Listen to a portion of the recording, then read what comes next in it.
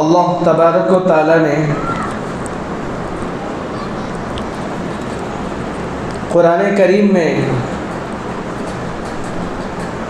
صحابہ کرام رضوان اللہ تعالی علیہم اجمعین کی تعریف بے شمار جگہ فرمائی ہے۔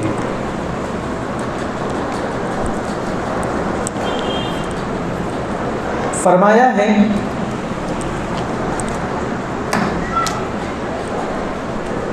کہ یہ وہ لوگ ہیں جن کے دلوں کو اللہ تبارک و تعالی نے تقوی کے لیے خالص کر دیا ہے۔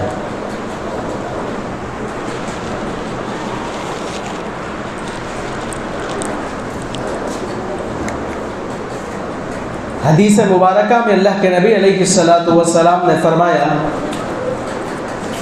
اصحابی کالنجوم فبأیہم اقتدیتم اہتدیتم۔ اللہ کے رسول صلی اللہ علیہ وسلم نے اپنی پیاری زبان مبارک سے ارشاد فرمایا میرے تمام صحابہ ستاروں کے مانند ہیں، میرے تمام صحابہ میں سے اگر تم کسی ایک کی بھی اقتدا کرو گے تو راستہ پا جاؤ گے۔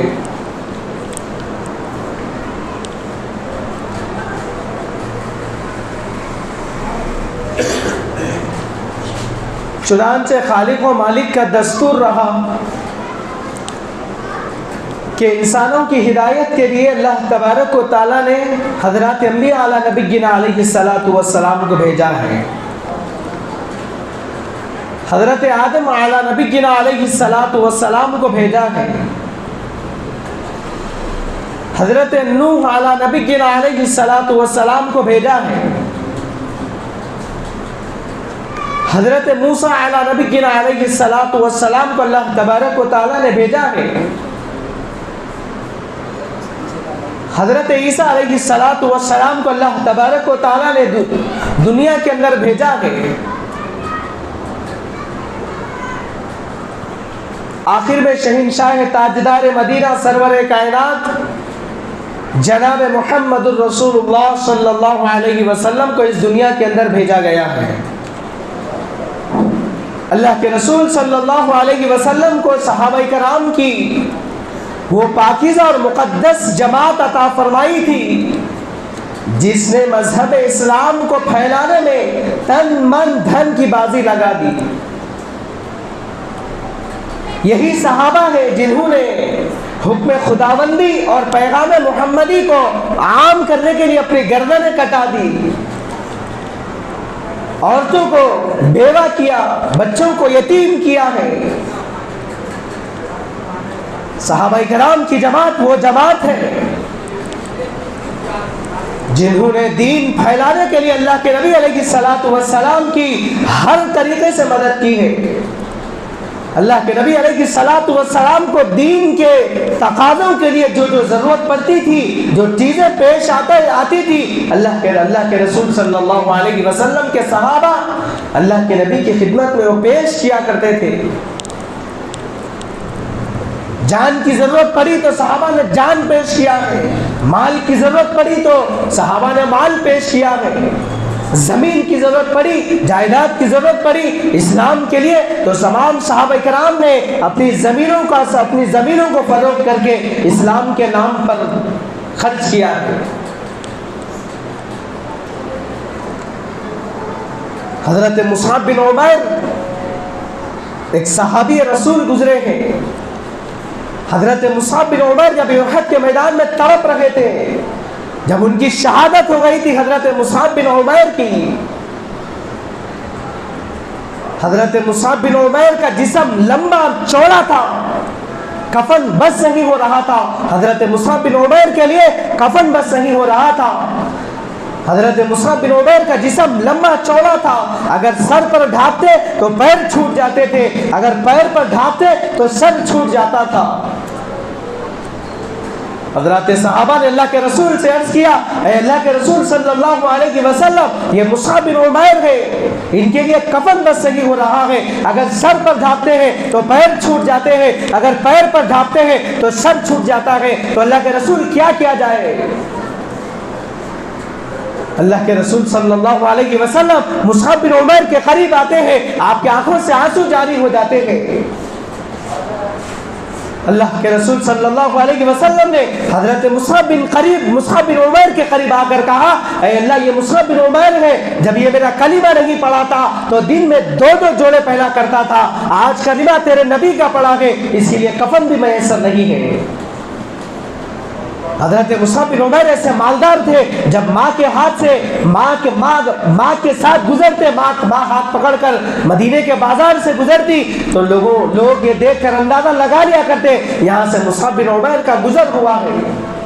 اتنی مہنگی خوشبو استعمال کیا کرتے تھے بچپن میں، لیکن جب اسلام قبول کیا، شہادت ہو گئی، اللہ کے رسول صلی اللہ علیہ وسلم نے حضرت مصعب بن عمیر کے قریب آ کر کہا، اے اللہ یہ مصعب بن عمیر ہے، جب یہ میرا کلمہ نہیں پڑھا تھا تو دن میں 2 جوڑے پہنا کرتا تھا، آج کلمہ تیرے نبی کا پڑھا ہے، ان کے لیے کفن بھی میسر نہیں ہے۔ اس کے بعد اللہ کے رسول نے کہا، مصعب بن عمیر کے پیروں پر گھاس ڈال دو، کل قیامت کا میدان ہوگا تو اللہ کی عدالت میں یہی گھاس ان کی شہادت کی گواہی دے گی۔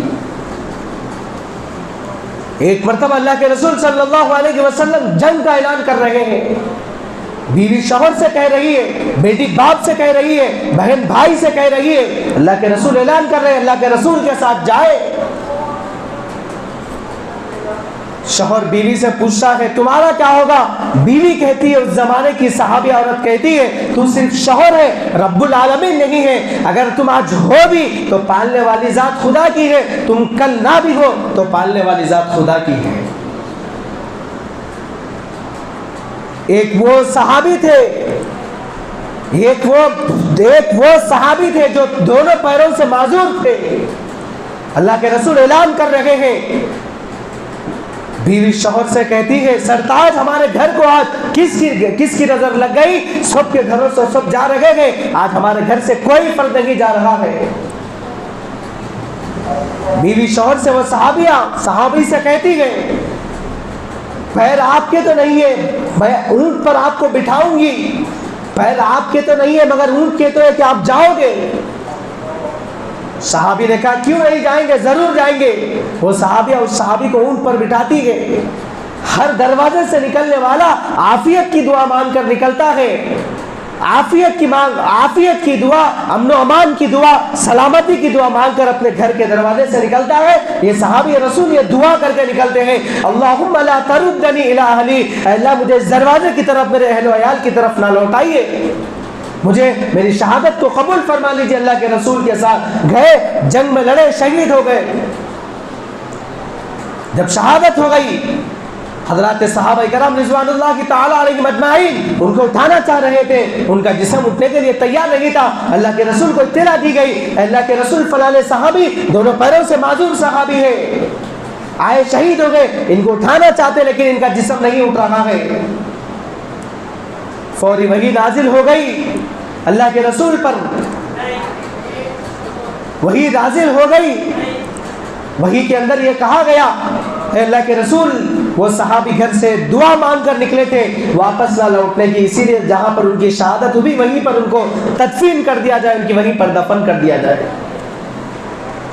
تو صحابہ کرام دنیا کی کوئی معمولی بھی شخصیت نہیں ہے، پورے صحابہ میں اللہ تبارک و تعالیٰ نے ایک خاص جماعت بنائی ہے جس کو اصحاب بدر کہتے ہیں۔ اسلام کی پہلی جنگ جس کو جنگ بدر کہا جاتا ہے، جو رمضان المبارک کے مہینے میں کافروں سے ہوئی، جس میں 313 مسلمان حضور کے ساتھ جا کر کافروں کا، غیروں کا مقابلہ کرتے ہیں۔ کافروں کی جماعت 1200 کی تھی، حضور علیہ السلام کی جماعت 313 کی تھی۔ صحابہ روزے کی حالت میں تھے، پیٹ پر پتھر باندھے ہوئے تھے، سحر بھی برابر نہیں ہوا تھا، افطار کے لیے بہترین انتظام بھی نہیں تھا، تپتی ہوئی دھوپ تھی۔ حضور کے عاشقوں نے حضور کی محبت کا ثبوت دیتے ہوئے ہم گنہگاروں تک اسلام کو پہنچایا ہے۔